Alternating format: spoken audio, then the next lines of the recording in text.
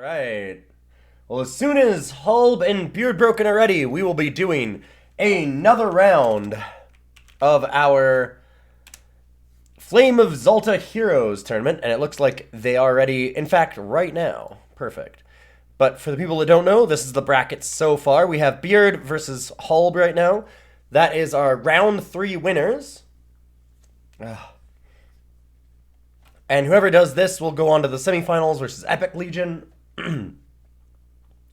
So if you've been keeping track at home, what we're doing is we're doing a Heroes tournament, which means that you can have it's a singleton deck, so you can only have one of any kind of card, except for a hero, which you can have 4 copies of. It's still 75 cards. Your hero has to be the exact colors of the rest of your deck. So if you're red and green for your hero, like Milos, then you cannot be any other colors. And we are doing a double elimination tournament. So when you lose once, you're not out. But if you lose 2 rounds, then you're gone. So you go into loser's bracket, and then when you're in loser's bracket, if you lose again, then you're out. And it's a best of 3 format for all of the rounds. We're going to jump right on in. It looks like HulbeH and BeardBroken are here and ready to go. So we're going to watch this tournament. Beard sending us a message. Game's up on your mark. Go ahead. BeardBroken playing a Quinn deck. So playing Fire, Justice, and Primal. Ooh, tough draws, though. I think that you'd probably have to discard this one, too, because it just doesn't do anything. I mean, this is the best hand. It has a merchant, so you can go to the market, you can do some things. You're missing Primal, but this is going to be tough. Yeah, Familiar definitely has to go on the bottom. So the reason why things like Familiar are in here is because you just need as much renown as possible. That's a really good draw. That actually allows Primal to be a thing. They can get Token of Honor with the Ixtan Merchant, or obviously they can just get Gas if they need it. So Beard's not in the worst position. If they draw Gas, they can play it, probably. And if they can't play like what Gas they draw, they can get Token of Honor to fix so that they can. And if they're missing Gas, they just draw a bunch of power cards, then they can get any of these out of the market and have something to do. So they're in a decent position for sure for having to go down to 6 cards.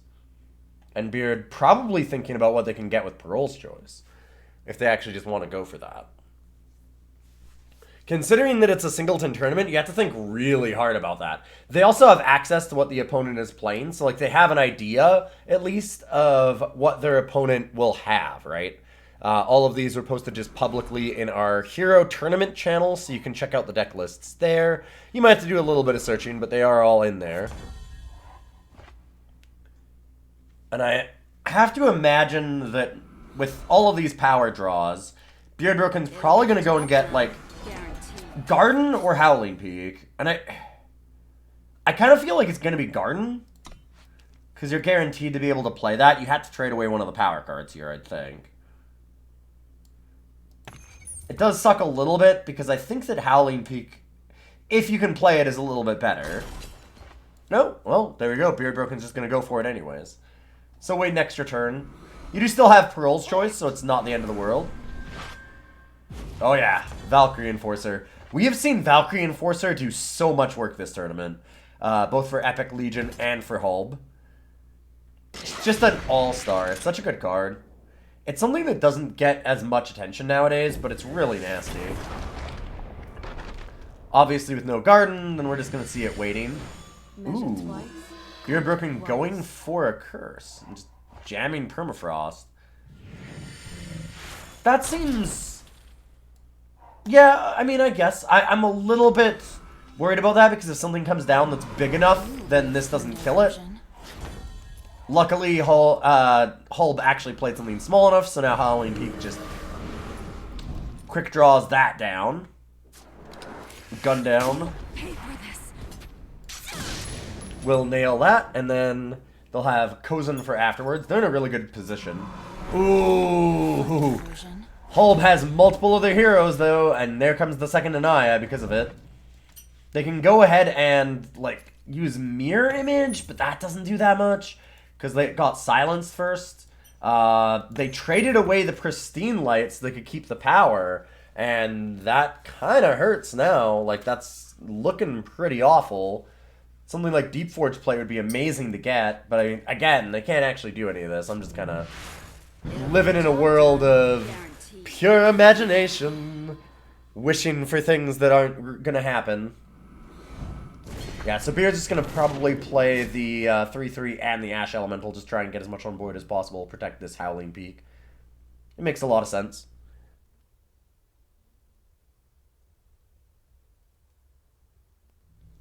So you might hear me go really quiet a little while, and that's just me blowing my nose, because I figure nobody really needs to hear that. Yeah, Hurler's a 3/3, not a 4/4 anymore. Yeah, it got changed a while back. Oh, Lord.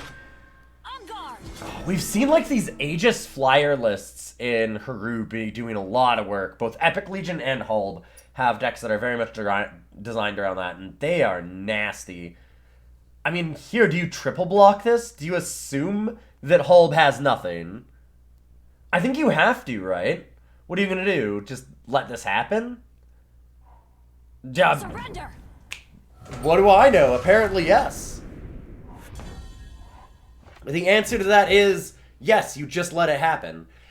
It's not a bad strategy in some ways. I mean, if you're looking at it, okay, they're able to kill that. I was gonna say, you're taking 9, going down to 10. Trying to race may not be a bad idea, but yeah, this is a little dicey. We survive. I think you might want to snowball the Aegis just to try and knock it off.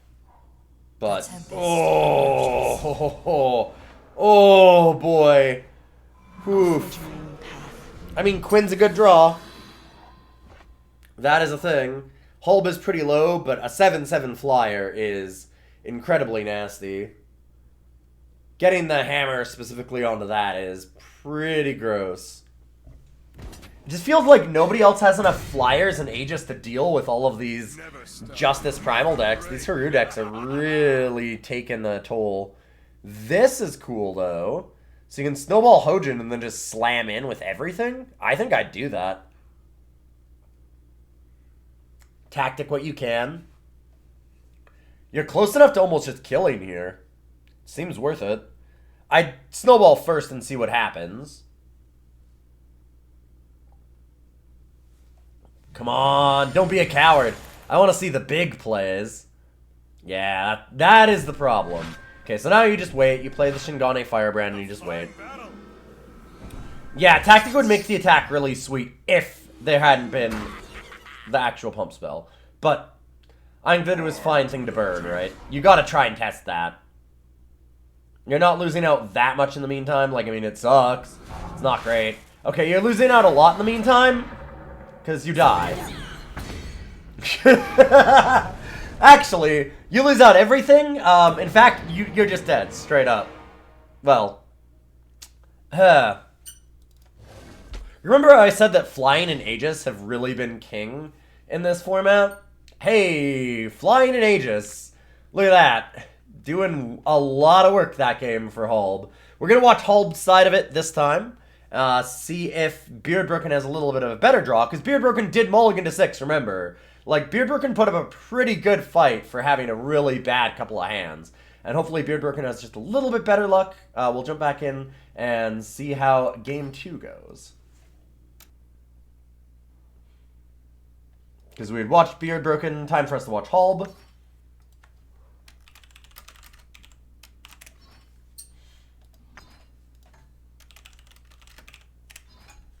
Let everybody know that they're ready to go. Oh, I've got my own bug. Hold up, I gotta actually sign out of this real quick. So we'll come right back in.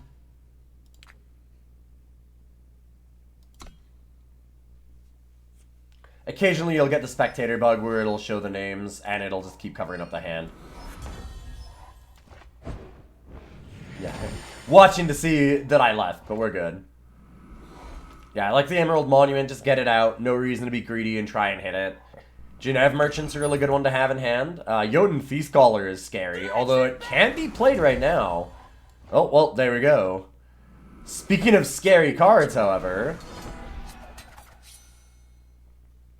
if there's actually an equipment for Highland Sharpshooter, that can take over a game very quickly. Like, BeardBroken could easily have something like Elder's Feather, and then just have the next thing with 4 plus 4 plus 2 and flying, and that would be pretty backbreaking. BeardBroken's not slamming anything, though, so I don't think that they have it. Hulb trading away the Retribution, keeping Lay Siege. Oh, there we go. So we saw last time, BeardBroken has things like Deep Forge Plate in their markets, so they might go and get that depending on what their hand is, so they can use it with the Highland Sharpshooter. Big question here is, what do you block with, if anything? And BeardBroken decides nothing, which is actually really good for Hulb. Hulb wants to get this curse on something. Yeah, I was gonna say, probably the 2-1 because that can actually block the Jotun Feast Caller, I imagine is the idea, right? You want to be able to get that out of the way. And you're hoping that they can just hold that up and stop any real problems from happening.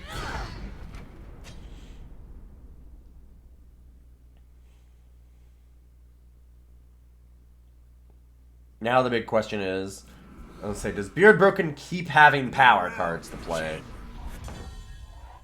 Oh, Inquisitor's Blade is so good. Oh, that's so good on Jotun Feast Caller here. BeardBroken needs to find something really powerful right now. And is it Deep Forge Plate? Show me Deep Forge Plate. There we go. Oh, that's sweet. +8, +7, Endurance Overwhelm on the next card. Sick. God, all this flying, though, on all these units is pretty scary. That being said, it looks like BeardBroken will actually be able to race it. It looked so good for Hulb, and then they had the power for Deep Forge Plate, and that just ends things so damn fast. I think that, yeah, I was gonna say, Hulb's like forced to block here, right? I mean, lucky for them, BeardBroken is without Primal and didn't have any pump spells. So the question is, did they draw the unit? And can they play it? And so far that answer is no. I'm gonna say stop the flyer. Nope, okay.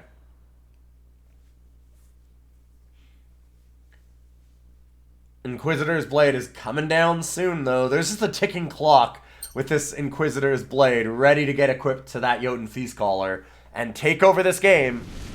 Ooh, there we go, though. There we go. That's a thing. Oh. How do you race the 9-12 Overwhelm that makes a dragon, though? Like, that's a good attack for Hulb. It's a big creature, but there's a lot of damage coming back. Like, are you just dead? You're just dead, right? It's dead on board. I guess you could block 3, so then it'd be 6, 12. So you go to 1 if you block the Poaching Drake on the 9-12 Overwhelm. Oh, wow. BeardBroken chickens out. Afraid of getting blown out by some kind of a pump spell or like a lightning strike. It's fair. There's a lot of cards in this format, right? Like, you've got to keep a lot of things in your mind because forced to play it with only 1 card maximum means that you have to play with a lot of very weird stuff. So you can't always expect your opponent to have normal quote-unquote cards. Yeah, an Ice Sprite will be useful, quote-unquote, but I don't know if it's enough. Yeah. Yeah, Hulb decides that they're not going to be able to stop that whole thing. And that's the end of it.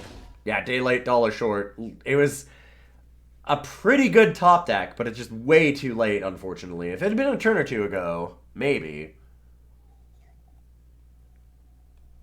That's awesome, though. That means that we have a 1-1 tie game. We're going to be watching it once again from BeardBroken's side. 1-1. Let's have a really good one this time. Ooh. They're able to play Valkyrie Enforcer, although it is going to be slow because everything's depleted. We'll wish both of our competitors good luck.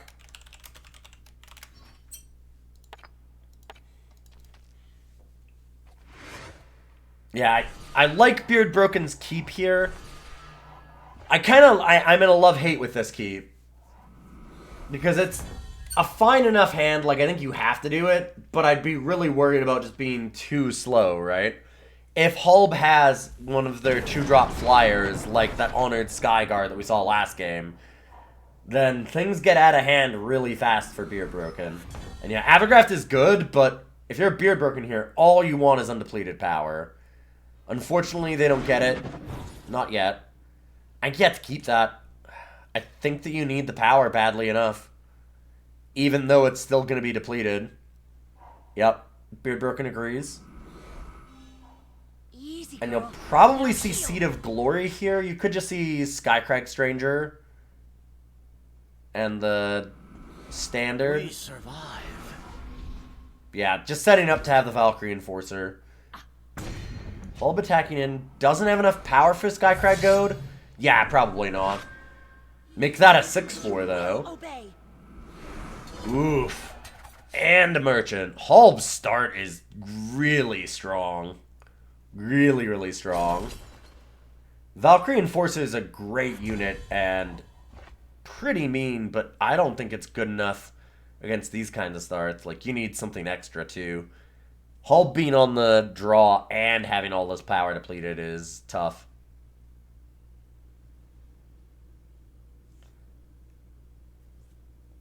So I think... Ooh, BeardBroken is going to go for Unstable Form. That is... I kind of love it. That's sure a decision. Now they can play the Justice Sigil and transmute it again if they want. BeardBroken decides not to, just keeps it 3-4, taking a ton of damage. I'm not sure that I love the unstable form play, honestly. Like, is it the best play? No, God no, definitely not. But it sure is fun. It's a very risky line, and it could turn out well. I think you Valkyrie Enforcer the Darren Griffin here. It seems like a pretty good play. And then you can unstable form on the War Painter again. See if you can get something a little bit better than a 1-4 on 3. Most of the stuff that you have will be able to be big enough to stop this. You just need something with 2 power, and then you can trade. And then the 3-3 can stop basically everything else. So, not a bad position to be in, as long as you don't roll really, really low. I'm pretty sure that's how I would run this. We'll see what BeardBroken does. No, BeardBroken's just gonna crack. Oof. Yeah, I don't know. I mean, I guess now you silence the 9-6? But it's still a 9-6 is the problem.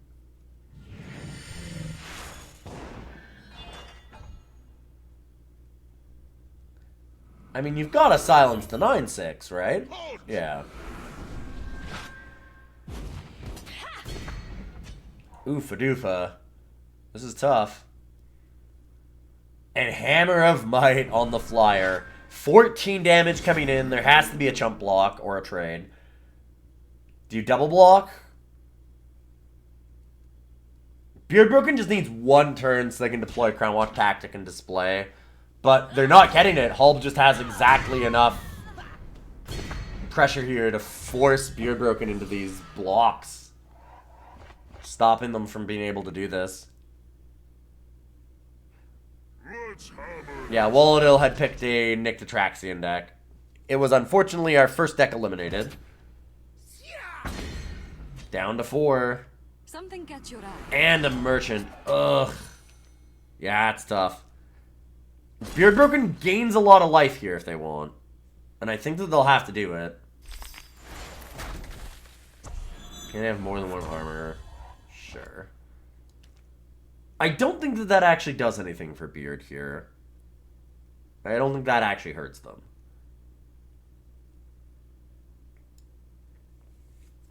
So this sucks, but the play is probably just attack and then display and Crown Watch. Definitely one of the two. Gain a bunch of life and try and draw some more gas here. Get somewhere. Snowball now does 0 damage. That is true. Trust in your allies. close. A lot of damage. Crown Watch Tactic was almost lethal. Like, that would have put HulbeH to 3. I'd have definitely considered that, at least.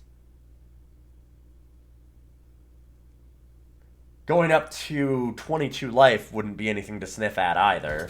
And I know, I'm currently an expert at sniffing. Ooh, Rhyme Conclave Smuggler, okay. Being able to get something out of the market... Ooh, excuse me. Could really turn this game around. I mean, something like Deep Forge Plate right now is pretty mean. You can Crown Watch Tactic and gain life. Like, HulbeH has left themselves open. Are they dead? You've got to go for it, right? Like, Eileen's choice. Okay, there we go. Ouch. And it still gives Rhyme Conclave. Still has Aegis. You could get Rhizon, because Rhizon's close to lifesteal. Could certainly see getting, like, Howling Peak or Garden, so that you can try and pop this off. Oh, no. Just popping Aegis. Okay. So, BeardBroken's plan is going to be to lifesteal that and win, and instead what happens is Clutch of Talons wins 2 games this match, popping something into the air for just Xaxes damage twice in a row. Oh, that's brutal. Hey, Darth Herman, good to see you. Brutal, brutal, brutal. Clutch of Talons living up to its name, being very clutch, winning both of the matches. Or both of the games in the match, rather. So we're going to put up the results here. We've got HulbeH versus BeardBroken, and HulbeH takes it down in 3 games. Really close match.